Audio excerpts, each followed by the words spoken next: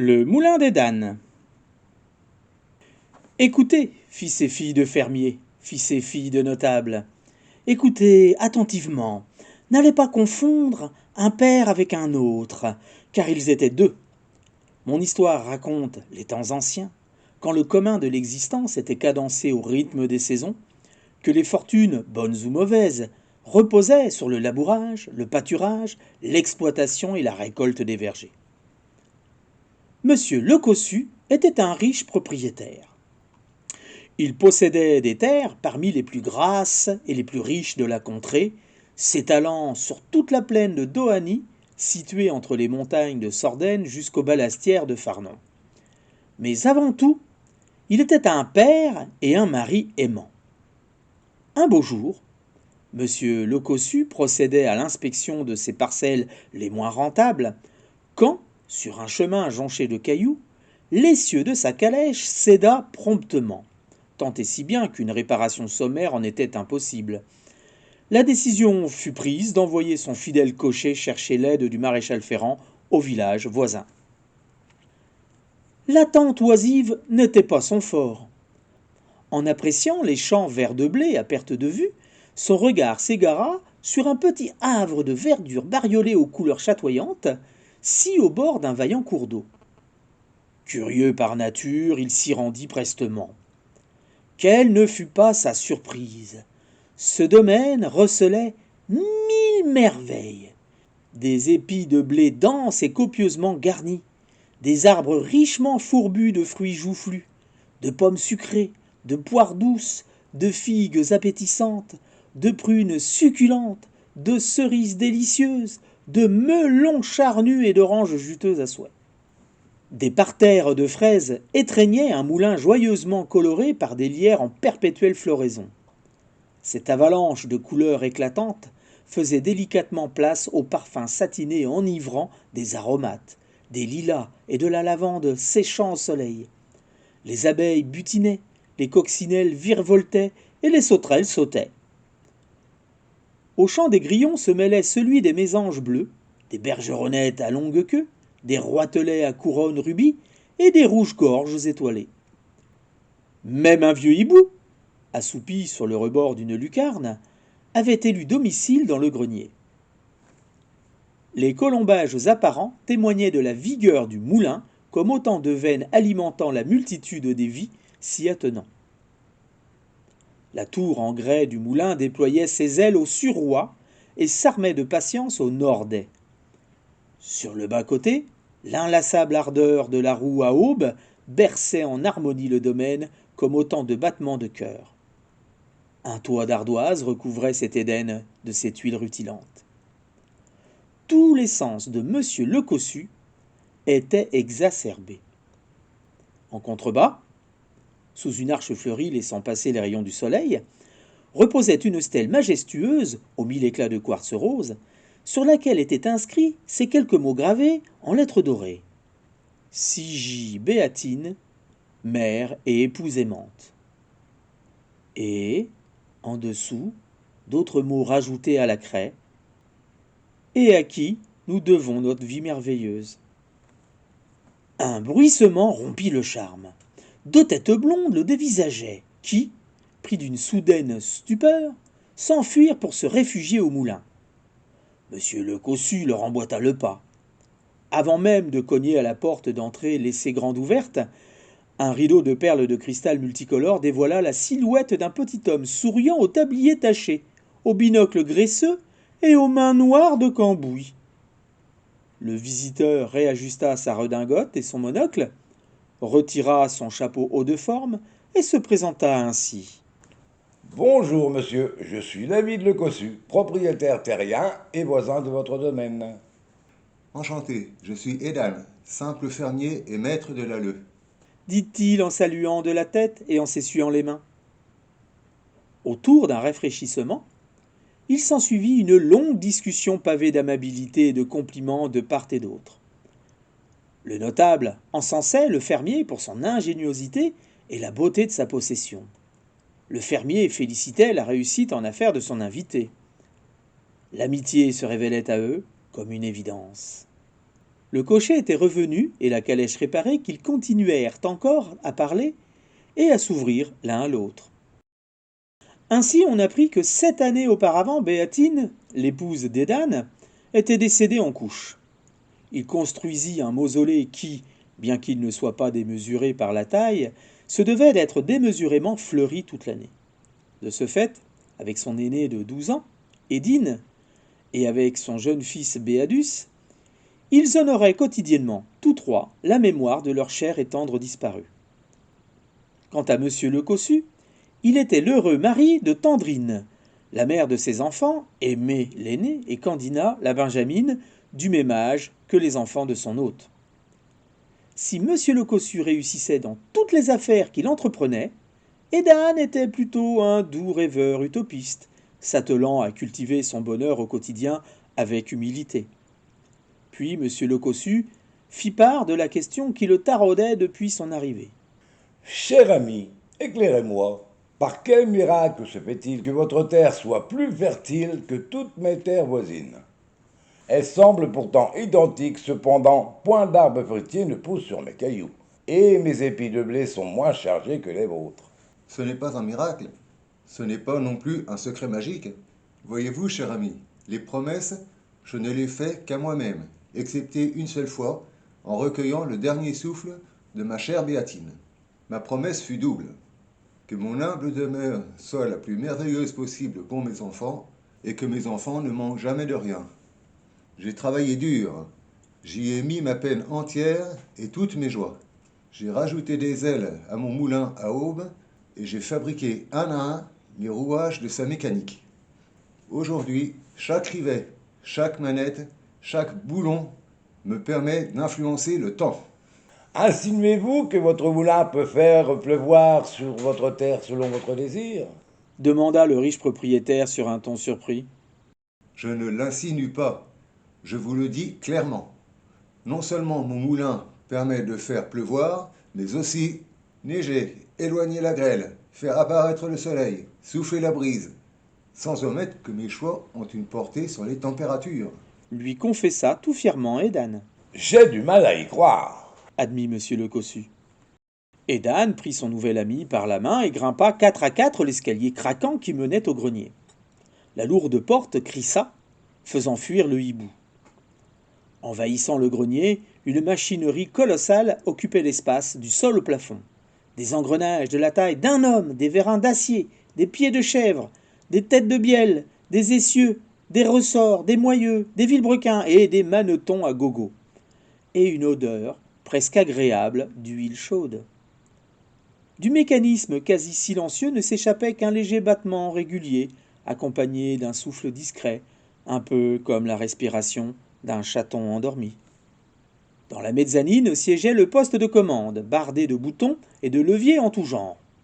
Edan approcha un tabouret sur lequel Lavide posa son grassouillet séant. Et sans prononcer un mot, tel un artiste en scène, Edan virevolta d'une manette à l'autre, actionnant des manivelles, dansant gracieusement d'une pompe à une chignole, gesticulant entre nids et manchons, pour qu'enfin, dans un épais silence, la machine se mette en branle. Par ses yeux grands écarquillés, et son index posé sur sa bouche, Edan prévint de son dernier geste et acheva sa chorégraphie en appuyant du petit doigt sur un pipion rouge. La machine prit une grande respiration marquée, enclencha la mécanique du moulin et déclencha un ronronnement rassurant. De son pied, Edan frappa 3 coups, ouvrit la fenêtre en grand comme on ouvre le grand rideau au théâtre, et, le visage illuminé, présenta de ses mains le bleu du ciel radieux. En quelques secondes, les nues se chargèrent au-dessus des ailes du moulin, accompagnées d'une pluie fine et délicate. Le riche propriétaire en tomba de son tabouret. Après l'étonnement, vint le questionnement. Monsieur le Cossu lui demanda « Vous dites que vous pouvez également faire neiger? Edan prit une nouvelle posture, une nouvelle gesticulation, pour enfin achever son nouveau ballet en appuyant du petit doigt sur un pipion blanc. Aussitôt, les nuages se réorganisèrent et floconnèrent. La preuve était faite sans aucune ambiguïté, le moulin des Danes influait sur le climat. Dites-moi, cher ami, votre science était extraordinaire. Flatta monsieur le Cossu. Vous devez être immensément riche grâce à votre moulin. Je n'ai nul besoin de richesse autre que l'amour de mes proches et de mes amis. Déclama l'hôte. Comme vous avez pu le constater, mon moulin est un lieu d'accueil et de bienveillance. Preuve en est, la multitude d'oiseaux et d'autres animaux qui vivent ici. Je suis un simple fermier, et par mon moulin, je ne demande à la nature que ce dont j'ai besoin. Mes quelques poules donnent des œufs que je revends au marché avec mes fruits et mes légumes. J'améliore ainsi le quotidien en achetant ce que je ne peux produire sur mon domaine. Je suis heureux, j'ai du temps à consacrer à ma famille, au repos de mon épouse et à mes amis. Comme je vous envie. Avoua le huppé. Après un instant de réflexion, le riche propriétaire interrogea. Et puis, je me doute que la portée de la machine doit être limitée, n'est-ce pas? Pas du tout. Répondit Edan. Il suffit de régler les paramètres de lieu, de date, de quantité, de qualité, de précipitation, de puissance. Un instant de considération plus tard, et l'avide s'adressa à son ami ainsi. N'avez-vous jamais pensé que votre moulin pourrait être utile pour les plus miséreux? Que votre outil scientifique pourrait mettre un terme aux famines et aux maladies? Non, je n'avais pas vu ça sous cet angle. Se culpabilisa le fermier. Nous sommes amis, n'est-ce pas? Demanda le riche homme. Oui, bien sûr. S'exclama Edan, surpris de la question. Je connais les travers et les risques encourus si votre moulin passait dans de mauvaises mains. Enchaîna l'homme d'affaires. De ce fait, si je vous garantissais votre totale indépendance et votre complète autonomie, que je ne vous accompagne que sur les autres aspects liés à la répartition et à la distribution du service, acceptez-vous de faire profiter à tous des bienfaits de votre moulin? Sans hésiter, oui. Se renfrogna Edan. Levant leur verre en guise de pacte humaniste, Edan ajouta tout sourire. La vie a parfois besoin d'un coup de pouce. Et aujourd'hui, il vient de vous, cher ami. Au lendemain, le propriétaire terrien revint au moulin avec un acte notarié et l'accord fut signé entre les deux amis. Quel accord formidable! Les premiers temps, tout était parfait. Monsieur le Cossu venait toutes les semaines apportant dans son vieil havresac en cuir et limé au coin la liste des exploitations à choyer. Cette liste, peu fournie, comprenait essentiellement les noms et lieux des propriétés de quelques-uns de ses amis et quelques proches en difficulté financière. La vide Le Cossu se rapprocha des autres propriétaires terriens et leur proposa honnêtement de partager les bienfaits de cette nouvelle aventure. Leur accueil fut glacé. Qualifiant sa démarche de loufoque, de grotesque, et la condamnant de canular et d'escroquerie latente, le riche homme n'avait pu convaincre le microcosme bourgeois de le suivre. Tout autant affecté par ces moqueries, Edan insista pour intégrer à la liste toutes les propriétés de son ami, quitte à travailler 2 fois plus durement. À chacune de ces visites, l'avide s'installait au grenier, sur son tabouret, et, par la fenêtre, s'émerveillait du spectacle des éléments. Très vite, les terres voisines devinrent productives. La floraison fut même en avance. Comme prévu, M. Le Cossu put répondre à la demande toujours croissante en blé. Et c'est avec autant d'entrain et de bienveillance que les compères s'enorgueillirent de mettre fin aux menaces de famine. Le tableau était idyllique. Seulement voilà. La crapulite est une maladie qui apparaît chez certaines gens prédisposés à l'attraper, ceux qui pensent posséder un certain pouvoir sur leur entourage. Vous pouvez l'avoir durant des années sans en déclencher le moindre symptôme et puis soudain, crac! Après vous avoir travaillé de l'intérieur, durci le cœur, elle vous rend aveugle et sourd, elle ruisselle par tous les pores de votre peau et elle apparaît sur votre visage telle une éruption cutanée. C'est une maladie dont on ne guérit jamais vraiment. Elle est latente et peut revenir à tout moment. Aux premières récoltes, le riche homme d'affaires se frotta les mains. Ses terres n'avaient jamais été autant prolifiques. Jamais il n'avait embauché autant de tâcherons. Grâce à ses prix bas, Jamais il n'avait autant vendu. Et jamais il n'avait été aussi riche. Et jamais son ventre n'avait été aussi grassouillet. Plus ses terres avaient de rendement, plus il vendait à des prix bas. Plus il vendait à des prix bas, plus il avait de clients. Plus il avait de clients, plus il avait besoin de terres. Cependant, il ne pouvait se permettre de racheter les terres de ses proches et de ses amis. De quoi aurait-il vécu? Alors il tenta de racheter des terres au microcosme bourgeois, mais aucun d'eux ne céda une once. Certains parce qu'ils vivaient dans l'opulence grâce à leur exploitation, d'autres parce que, sentant la bonne affaire ou pour se moquer, proposaient la vente de leurs parcelles à des coûts exorbitants. Il n'en fallut pas plus pour que l'ami du fermier fomentât sa revanche sur les bourgeois railleurs. Monsieur le Cossu vint toutes les semaines suivantes, apportant dans son vieil havresac en cuir, encore plus élimé au coin, la liste des exploitations auxquelles il avait l'intention de leur réserver un traitement bien particulier. Il leur fallait de la pluie, ils auraient la canicule. Il leur fallait un peu de soleil, ils auraient les orages de grêle. Il leur fallait le froid hivernal pour tuer la vermine, ils auraient la douceur du printemps. Tous en revinrent à sa proposition. Les négociations furent rudes et vaines. Ils lui proposèrent différents arrangements qu'il s'empressa de refuser par principe. Le temps jouait en sa faveur. Puis il leur racheta tous leurs biens pour une poignée de pain. Aussitôt achetés, il les fit fructifier. La profusion était au rendez-vous. Cependant, la demande en blé et en fruits charnus ne cessait d'augmenter, tant et si bien que cette demande perdura hors saison, puis toute l'année. Grâce au moulin des Danes, tout devenait possible. En revanche, il lui manquait toujours des terres. La quantité de propriétés qui semblait illimitée ne l'était pas. Immanquablement, M. le Cossu, sans orgueil mal placé, renégocia ses services auprès de ses amis et auprès de tous les membres de sa famille, leur rappelant ô combien ils lui devaient leur nouvelle fortune. Aucun d'entre eux ne faisait le poids face au bedonnant ogre d'affaires. Il fit tant par ses bassesses qu'il déposséda sa tante, mit sur la paille sa bisaïeule et floua son neveu de 4 ans. Le tout en leur mentionnant de façon inique qu'avant leur fortune éphémère, ils se complaisaient de leur situation navrante. En quelques mois, il racheta toute la contrée. Toute? Non, presque toute.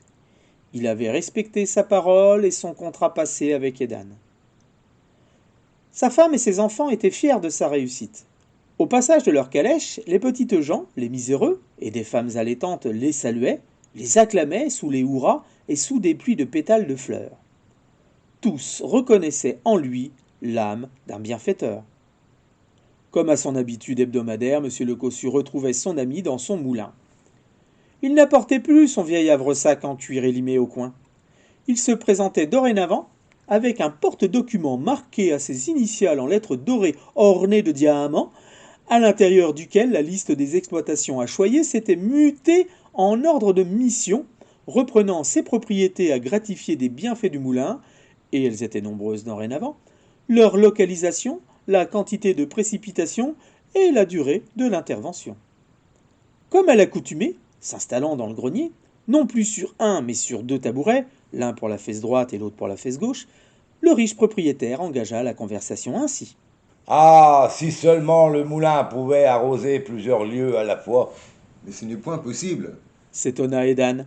Et d'après mes calculs, ce serait dangereux de multiplier les moulins. Immanquablement, il y aurait tôt ou tard un conflit dans l'approvisionnement des nuages et autres ressources climatiques. C'est bien dommage. Peut-être devrions-nous accentuer les précipitations sur une durée plus courte. Ainsi, en accélérant la cadence, nous pourrions rendre un service énorme plus rapidement sur plus de terres par jour. Peut-être, mais je ne préfère pas. S'opposa le fermier. Voyez-vous, depuis que nous avons signé ce contrat, je m'occupe exclusivement des commandes météo et de la maintenance. Mon domaine part à volo. Mes poules ne pondent plus, les mauvaises herbes ont envahi mon potager et mes fruits qui ne sont plus cueillis se gâtent sur pied. Mes oiseaux sont partis, même le vieux hibou a quitté sa lucarne pour ne jamais revenir. Je n'ai plus le temps d'aller au marché. D'ailleurs, je n'ai plus rien à y vendre. La maintenance de mon moulin est lourde et chronophage. Je ne sors pratiquement plus du grenier. Et puis, je ne passe plus de temps avec mes enfants. Pire encore, le lit de mon épouse est recouvert de ronces et d'orties. Et je ne parle même pas des arches défleuries. Je comprends, la famille, c'est ce qu'il y a de plus important. Admis la vide. Dorénavant, dressez-moi la liste de ceux dont vous avez besoin et chaque semaine je vous l'apporterai. Ainsi, vous ne manquerez de rien. La vide promit, la main sur le cœur. Seulement voilà, entre sa main et son cœur, il y avait l'épaisseur de son portefeuille. Prenez du temps avec vos enfants, je vous l'ordonne, cher ami. Trancha monsieur le cossu. Nos projets attendront. Vous êtes un vrai ami. Vous comprenez tout. Se réjouit le père d'Édine et de Béadus. J'augmenterai les précipitations sur vos terres. Seulement voilà, passer d'une pluie fine et délicate, qui prend son temps pour imprégner la terre et la rendre bien grasse, à une averse frappante, n'est pas ce qu'il y a de mieux pour les sols. Le courant d'eau de pluie qui se constituait jusqu'à la rivière charriait la bonne terre jusqu'à la mer. Les eaux claires se chargeaient de limon jusqu'à en devenir boueuses. Les poissons en souffraient, ne frayaient plus, puis en mouraient. La diminution vertigineuse des productions agricoles fit écho à l'épuisement des sols. Plus les sols s'épuisaient, moins ces terres produisaient.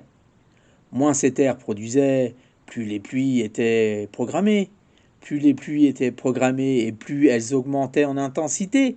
Plus elles augmentaient en intensité, plus les sols s'épuisaient. Ce n'est pas le seul problème que rencontrèrent nos compères. Ayant fait reculer la famine, la nouvelle condition de la plaine attira de nouveaux arrivants en provenance de lointaines contrées. Ainsi, les Sudarians, les Nordarians, les Estarians, les Westarians arrivèrent en masse. Pensez-vous vraiment qu'ils venaient de leur plein gré pour profiter ou pour conquérir les nouvelles richesses des Doanians ? Les apparences étaient trompeuses. Les Sudarians furent les premiers à intenter un procès contre M. le Cossu. Dans leur contrée, autrefois opulente, les nuages disparurent du jour au lendemain. Les terres du sud d'Aljanub, exposées à longueur d'année au soleil cuisant, craquelèrent sous la chaleur étouffante. Les insectes pullulèrent à l'été et des nuées de criquets détruisirent les récoltes. Les forêts d'Alcham s'embrasèrent, se passant une flamme de l'une à l'autre comme le témoin d'un relais incendiaire et macabre. La vallée fluviale de Sahar s'assécha et se tarit, et la végétation, auparavant si verdoyante, jaunit et retourna en poussière. Poussés par de nouveaux vents, le chamsin et le chergui, les sables remodelèrent les paysages en désert, envahissant les villes, les foyers et les cœurs. Ils accusèrent nommément M. le Cossu d'avoir capté toute l'eau du ciel, pourtant un bien universel de la nature, pour son enrichissement personnel. Les Nordarians enchaînèrent sur le même registre. Le soleil persistant accéléra la fonte des glaces et réduisit leur habitat. Les grandes étendues d'Isfleki et de Béra n'existaient plus. Les quelques espaces restants étaient partagés, provoquant une promiscuité avec des animaux sauvages. Ils accusèrent nommément M. le Cossu d'avoir mis leur population, femmes et enfants, au menu des loups et des ours polaires. Les Estarians s'étendirent longuement sur les dégâts cataclysmiques causés par la grêle continuelle. Chassés de la plaine de Dohany et évacués vers l'est, les averses de grêle à répétition s'abattirent des montagnes de Gora jusqu'aux forêts de Drel et dévastèrent tout sur leur passage. Arbres en fleurs, volières et poulaillers, serres et verrières, jardins et potagers, champs et vergers. Les vaches ne donnaient plus de lait. Les bêtes de trait refusaient d'aller aux champs sous les grêlons. Ils accusèrent nommément M. le Cossu d'avoir provoqué la famine. Les Westarians furent les plus sévères. Les preuves pleuvaient en leur faveur. M. le Cossu avait détourné les 3 rivières communes aux 2 contrées, le Faro, le Dorne ainsi que le Mabden, à son profit personnel, afin d'alimenter le moulin dans lesquels étaient rejetées ces eaux boueuses et asphyxiantes. Ils accusèrent nommément M. Le Cossu d'avoir propagé par ses exactions la vermine et la maladie. À ces accusateurs, le notable opposa maître Barat Lesbrouf, son avocat, robe noire et épitoge herminée à 3 rangs de fourrure, toque à pompons et gants blancs, malingre et petit, voûté et squelettique, aux doigts crochus et au regard fuyant, à l'haleine fétide et à l'hygiène douteuse, grassement payé et expert en rablerie baveuse. Son plaidoyer débuta ainsi. Monsieur le Président, Mesdames et Messieurs les jurés, nous sommes ici rassemblés à propos de mon client, Monsieur David Le Cossu, homme d'affaires respectable et bienfaiteur respecté et assigné sur les chefs d'accusation suivants: vol de toute l'eau du ciel, mise en danger mortel de la population par des bêtes féroces, perpétration de famine, détournement de rivières à son profit personnel, propagation de vermine et de maladies. Confiant en une justice indépendante et droite, je serais particulièrement reconnaissant vers la Cour de diriger nos séances et de considérer sa réflexion uniquement guidée par le souci de suivre la stricte réalité de tous les faits sans recevoir la moindre influence d'un État ou d'une autorité extérieure à notre affaire, quelle qu'elle soit. Vous constaterez, Mesdames et Messieurs de la Cour, que M. Le Cossu a tenu à se rendre devant vous malgré sa charge bienfaitrice considérable afin de subvenir aux besoins vitaux de la population. Nous ne pouvons pas nier que les nombreuses difficultés rencontrées par nos contrées voisines et néanmoins amies peuvent être perçues comme de monumentales injustices aux yeux de quiconque possédant un minimum de cœur. Comment, Mesdames et Messieurs, pouvons-nous, dans notre société basée sur l'altruisme et la bienveillance, condamner un homme au seul reproche d'avoir œuvré exemplairement pour nourrir nos enfants, nos mères, nos aînés et tous les nécessiteux? Évidemment, tous les faits que vous lui attribuez seraient condamnables si mon client en était l'auteur. Cependant, point en est le cas. Vous, noble Sudarian, vous l'accusez de confisquer les pluies. Quelle preuve étayent vos allégations?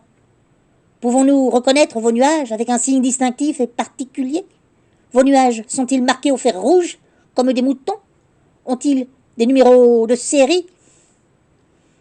Vous, noble Nordarian, vous l'accusez de mettre en danger mortel votre population par des bêtes féroces. Amenez les loups et les ours polaires dans ce tribunal. Interrogeons-les. Faisons-leur avouer cette complicité outre nature. Vous, noble Estarian, vous l'accusez d'être à l'origine des grêles et de ce fait de la famine qui sévit en ce moment dans votre contrée. Insinuez-vous que vous ne connaissez pas les conséquences de la grêle? Insinuez-vous que vous n'en ayez jamais connu par le passé? Vous, noble Westarian, vous l'accusez de détournement de rivières à son profit personnel, propagation de vermine et de maladies. Cependant, j'ai noté un vice de forme. Sur ces chefs d'accusation, votre plainte ne peut être collective. Elle se doit d'être individuelle. Telle est la loi. Il va sans dire que mon client répondra de toute plainte individuelle à venir, dans la mesure où malades et victimes soient convaincus d'être encore en pleine possession de leurs capacités intellectuelles, s'ils ne sont pas décédés d'ici aux audiences. Allons, messieurs les accusateurs, soyons sérieux. J'en ris tellement que j'en ai la barbe qui pousse. Il vous est aisé de pointer du doigt vos voisins comme étant à la source de vos maux. Mais les jurés ne sont pas dupes. Ils comprennent ô combien les politiques successives de gestion de vos terres et de vos patrimoines respectifs, par des inquisiteurs bio-alarmistes, ont mené vos peuples au bord du gouffre économique. Rendez-vous compte, ce n'est pas à mon client de faire les frais de vos incompétences. Enfin, il faut prendre en considération le mérite de mon client, qui œuvre quotidiennement pour que tous les affamés en provenance des 4 points cardinaux, appelez-les comme vous voulez, migrants économiques ou migrants climatiques, qui rejoignent d'autres contrées, soient sauvés, repus et envisagent un avenir meilleur. C'est pourquoi je pense que M. Le Cossu ne doit pas être condamné, mais plutôt honoré, qu'une statue soit érigée à son effigie.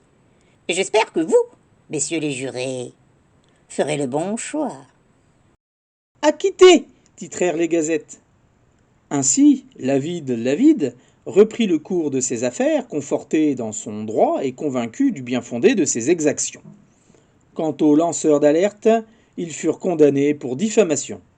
La justice n'est pas une science exacte, elle est faite par des hommes, et les hommes sont fous. Reprenant ses habitudes hebdomadaires, M. Lecossu retrouvait son ami dans son moulin. Son porte-document s'épaississait par tant d'ordres de mission que les boursouflures en dessertissaient les diamants. Était-ce au printemps? Était-ce en automne? Nul ne le sait. Cependant, par un beau matin, au grenier, alors que Lavide, sur ses 2 tabourets, ne se lassait d'observer son ami papillonner d'une commande à l'autre, graissant les rouages à la burette, le geste sûr, Edan, toujours aussi ravi des retrouvailles, engagea la conversation. Merci pour toutes les victuailles que vous m'apportez, mon ami. Dommage que je n'ai plus le temps de m'occuper de mon domaine. Vous n'auriez plus à fournir autant d'efforts pour nous approvisionner en pain, en œufs, en fruits et en légumes. Avez-vous remarqué que la faune change? Les loirs habitent le grenier, les rats ont remplacé mes poules dans le poulailler, et j'ai même vu un pingouin pêcher dans les eaux saumâtres de la rivière. Comment vont vos enfants? Ça fait longtemps que je ne les ai vus. Demanda le notable. Ils sont tombés malades, Se désola Edan. peut-être en buvant l'eau de la rivière, ou bien peut-être en respirant un air vicié. Ils sont en convalescence chez leur tante dans les montagnes de Sordène.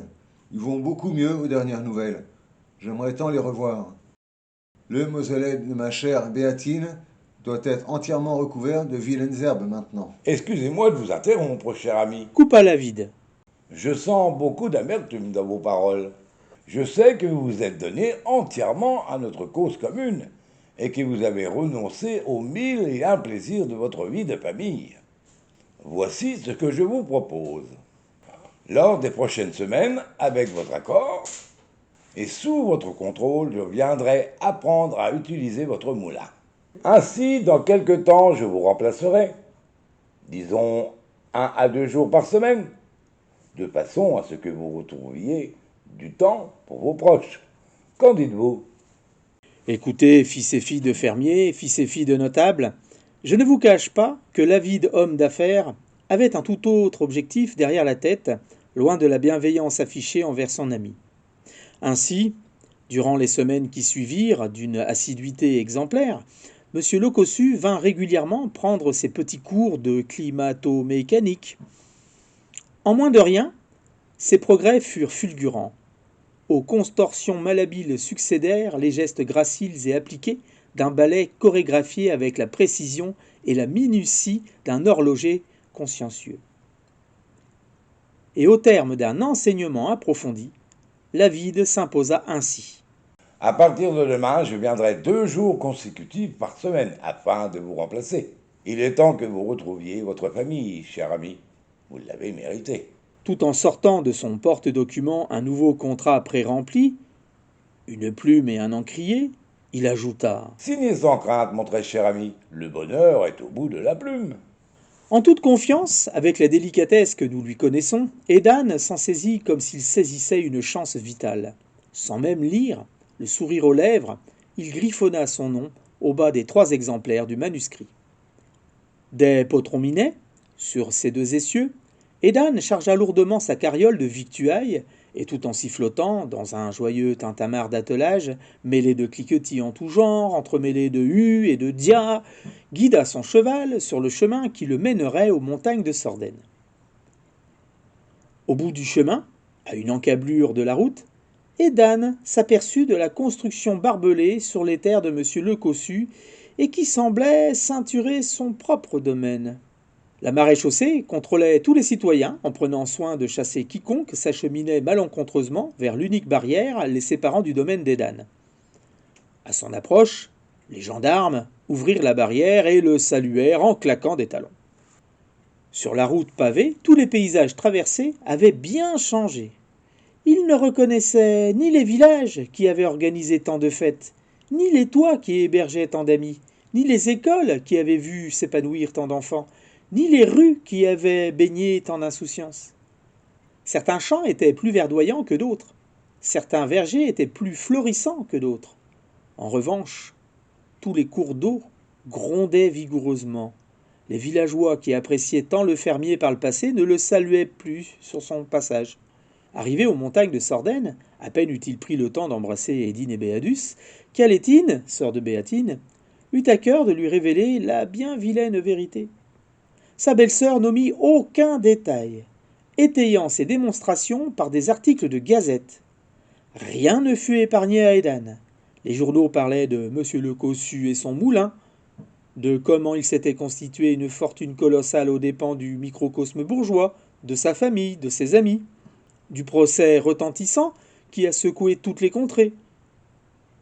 Elle soulignait un à un les propos tenus par maître Lesbrouf insistant sur la confiscation générale des bienfaits de la nature. Par la voix tremblante d'Alétine, Édane apprit que bien des terres délavées n'avaient plus le rendement escompté, et que, de ce fait, les prix avaient bondi et étaient bien plus élevés que par le passé. Les gens le détestent. Lui dit-elle. Il s'est enrichi et tout le monde s'est appauvri. Partout ailleurs, les déserts avancent. Il décide seul des tarifs sur les fruits, les légumes. Tout lui appartient. Et maintenant, les plus pauvres ne peuvent plus acheter. Aujourd'hui, sur le passage de leur calèche, aux pluies de pétales, de fleurs se succèdent.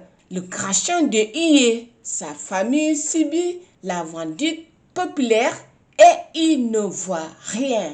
Et il n'entend rien. Auparavant, les petits gens, les miséreux et des femmes à l'attente qui le saluaient, lui et sa famille les acclamaient sous les hurrahs. S'ils ne sont pas aujourd'hui morts de faim, les conspirent, car aucun d'entre eux ne guère reste dupe. Il a l'âme pourrie d'un malfaiteur. Abandonnant sa bienveillance coutumière, elle n'hésita pas à impliquer la responsabilité d'Édane. Le bienfait envers les autres est dans la mesure. Lui dit-elle. Et sur ce point, tu as échoué. Aveuglé par sa crédulité, il était devenu le complice d'un tyran. Éclairé par les propos justes d'Alétine, Édane commença son introspection. Il avait renoncé à sa vie fantastique au moulin, car il avait été convaincu qu'il œuvrait pour le bien de tous. Mais sans mesure. Quand on a le cœur pur, la vérité est une arme admirable contre la naïveté. Cette culpabilité teintée de honte rongea Édane toute la nuit, et à la première clarté du jour naissant, il embrassa une dernière fois ses enfants profondément endormis, enfourcha son vieux cheval dételé et galopa contre le vent et la pluie à destination de sa demeure. Le chemin du retour fut à la hauteur de ce qui l'attendait au domaine. Parsemé d'embûches, puis d'obstacles, puis d'entraves, le cavalier dut faire face au chaos. De tribulation en contretemps, son itinéraire prit des chemins de traverse ne respectant aucune ligne droite. Les nuages s'amoncelaient sur toute la plaine, accompagnés de pluies glacées, de bourrasques et de vents violents. Des torrents de boue dévalèrent les flancs des montagnes de Sordène, emportant tout sur leur passage. Les réverbères et les badauds, les maisons de cantonniers et les ouvriers, les églises et les bigotes, les tribunaux et les juristes, les écoles et les écoliers. Dans la plaine, la grêle faisait sa réapparition, saccageant champs et vergers, mutilant animaux et curieux. La barrière à une encablure de son domaine avait été soufflée par la tempête, ne laissant sur place que les bottes de la maréchaussée. Devant les yeux bleus ébahis d'Édane, l'enceinte barbelée se souleva et fut arrachée par une tornade infernale, projetant les débris aux quatre vents, blessant par là même Édane au thorax, lui coupant le souffle. Et les nuages ne cessèrent encore et encore de se regrouper, juste au-dessus du moulin. Au seuil du portail du domaine, le vieux cheval d'Édane se cabrait sous les éclairs, laissant entrevoir à chaque illumination le tableau cataclysmique qui se peignait en temps réel sous leurs yeux et qui présageait de funestes desseins. Son verger, auparavant si coloré, avait été dévasté par le vent. Aucun arbre fruitier n'était resté debout. Les éléments avaient eu raison de leur vaillance. Les arches s'étaient envolées et la stèle de Béatine brisée. La rivière débordait. La roue tournait à vive allure, au point qu'Edan n'en distinguait plus les aubes. Les débris charriés par les rivières sapaient le mur porteur attenant à la roue. Sitôt glissé de sa monture, la rivière en crue emporta le courageux animal dans les flots. Dégageant des branchages qui entravaient sa porte d'entrée, Edan la referma promptement sur lui à triple tour. En se retournant, un tout sautement fit sursauter Edan. Dans la pénombre de sa cuisine, 3 têtes blondes, chichement habillées et légèrement décoiffées, l'observaient. Tout en réajustant ses haillons, en fronçant les sourcils, il en déduisit qu'il s'agissait d'Aimée, de Candina et de Tandrine le cossu. Sans faire les présentations, il enchaîna sur un ton directif et autoritaire, Où est votre mari? sans prononcer un mot. Et dans la tout-sauterie des enfants, Tandrine lui indiqua l'étage de l'index. 4 à 4, il gravit l'escalier glissant et surgit dans le grenier. La lourde porte gorgée d'eau restait bloquée, mais était suffisamment entr'ouverte pour qu'Edan accédât au mécanisme. L'odeur agréable d'huile chaude avait laissé place à celle âpre de vieille graisse animale brûlée. Le mécanisme martelait sa canonnade syncopée dans un fracas monumental, accompagné d'un rugissement tout droit sorti des enfers. Dans la mezzanine, M. Le Cossu jouait avec les commandes et riait tout en regardant le ciel. Edan l'interrompit par ces mots. David, arrêtez-vous sur le champ. Tiens donc, ravi de vous revoir, cher ami. Se gaussa hautainement le notable. Ce n'est pas réciproque. Rétorqua Edan. Je suis revenu pour vous stopper. Vous avez fait suffisamment de dégâts. Et je suis au courant de toutes vos exactions. Vous avez profité de notre amitié pour m'abuser, pour détraquer le temps et tuer des gens. Ne me faites pas rire, mon ami. Gloussa M. Le Cossu. Comment voulez-vous me faire croire que gagner de l'argent ici peut provoquer un dérèglement climatique général à l'autre bout du monde? Au niveau local, oui, mais je maîtrise. Comment voulez-vous me faire croire que mes décisions prises sur mon océan, en appuyant sur un petit bouton, peut décider de la vie ou de la mort de quiconque? Ne me prenez pas pour un canard. L'urgence n'est plus de vous convaincre. Renchérit Edan. J'arrête mon moulin et je vous chasse de ma propriété. C'est moi qui t'arrête, fermier. Railla le Cupide. Regarde dans mon porte-document. Tu aurais dû lire les petites lignes rajoutées en bas, mais tu as préféré signer naïvement. Tu m'as cédé la totalité de ton domaine. Tu étais à peine parti hier que mon avocat, maître Lesbrouf, est venu pour enregistrer l'un des exemplaires au tribunal. Depuis ce midi, tout m'appartient. Maintenant, je peux dire que toute la contrée est à moi. J'en ris tellement que j'en ai la barbe qui pousse. C'est la raison pour laquelle j'ai fait venir ma petite famille dans ma nouvelle demeure. Je ne te raccompagne pas, tu connais le chemin de la sortie, hein? C'est à ce moment-là que le sort s'en est mêlé. Sapée par le courant incessant, la roue à aubes s'est désolidarisée, arrachant un pan du moulin dans l'agitation. En une fraction de seconde, les eaux glacées s'engouffrèrent dans le moulin, emportant, sous les yeux ébahis des 2 antagonistes, la tendre épouse de M. Le Cossu et ses 2 enfants innocents.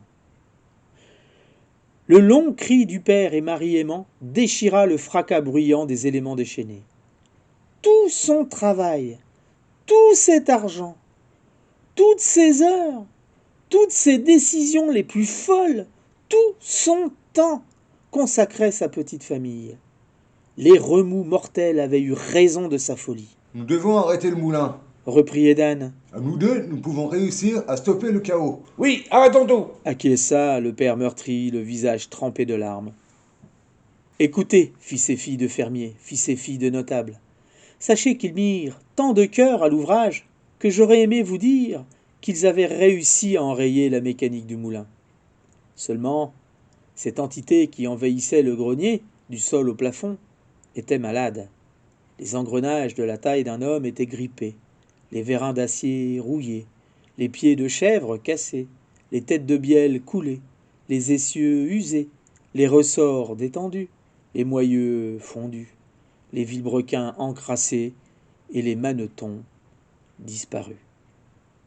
La machine surchauffait, elle hoquetait, toute l'huile se déversait dans la rivière, annihilant le peu de vie animale qui y subsistait difficilement. Le cœur de nos comparses papillonnait. Le tonnerre grondait. À la danse gracile, ils cédèrent aux gestes brutaux. La pluie s'intensifiait, et c'est ensemble qu'ils appuyèrent sur le pipion noir. Dans un long silence annonciateur, suivi d'un vrombissement morbide, la foudre fendit le ciel et s'abattit sur le moulin, brisant ses ailes, perforant son toit d'ardoise, enflammant ses colombages, faisant fondre sa mécanique en un amas métallique visqueux et frappant en plein cœur les deux compagnons d'infortune. Il s'ensuivit une gigantesque déflagration qui résonna jusqu'aux contrées voisines. Les pluies ne cessèrent qu'après 10 longues années, recouvrant la plaine, comme pour la laver de la folie des hommes. La fin du moulin des Danes n'a pas rétabli l'équilibre climatique dans les 5 contrées. Depuis lors, chacun vécut avec ses disparités et les cultiva, se gardant bien de provoquer de nouveau la nature. Car ce conte nous l'apprend avec force. Le mieux est l'ennemi du bien.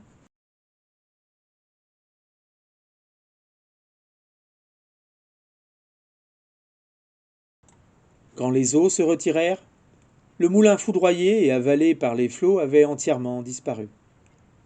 À l'aube d'un jour nouveau, un jeune homme et une jeune femme retrouvèrent son emplacement.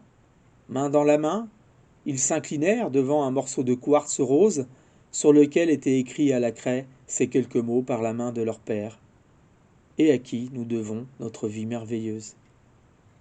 Écoutez, fils et filles de fermiers, fils et filles de notables, apprenez que la nature n'est pas sensible aux signes de richesse, qu'ils soient extérieurs ou intérieurs. La nature ne se soucie non plus de la gentillesse des uns ni de la méchanceté des autres. La nature se rebelle, c'est tout.